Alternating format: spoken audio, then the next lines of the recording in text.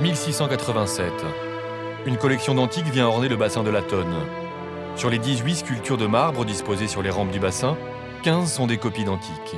Mais ces copies sont mentionnées comme telles dans les différents inventaires et guides des jardins. Et Charles Perrault, dans son « Parallèle entre les anciens et les modernes », déclare en 1688 « Les faux antiques me plaisent davantage que les véritables ».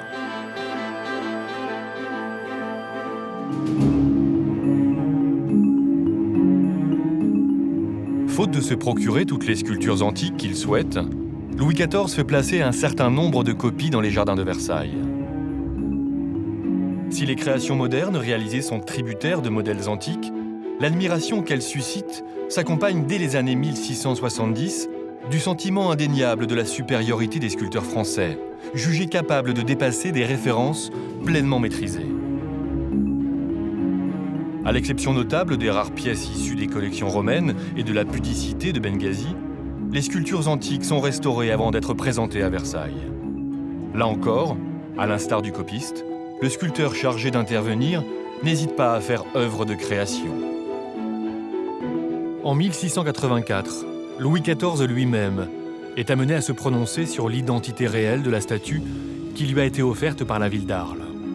C'est donc en Vénus, et non en Diane, que l'œuvre est restaurée par Girardon. Dès lors, on peut considérer qu'elle est devenue son œuvre, complétée par l'antique. C'est donc sous le signe de l'optimisme des modernes que le Versailles de Louis XIV se peuple de sculptures.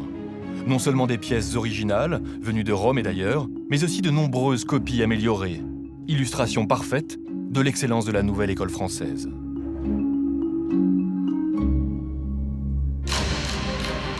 Août 1715.